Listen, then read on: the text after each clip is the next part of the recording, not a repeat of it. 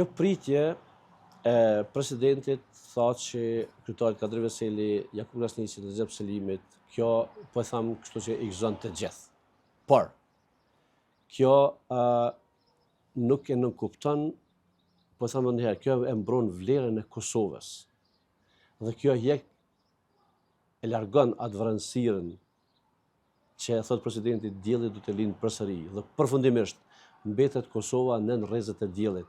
Hiqet një vranësirë e madhe nga pretendimet e disa individëve ruso-serbe, ruso-serbe, që Kosova e ka pas një luftë, e ka bën një luftë të padrejtë, ka zhvilluar një luftë të padrejtë, ka pas ku ka filluar atje me transmetimin e organeve, që është inskenuar çdo gjë.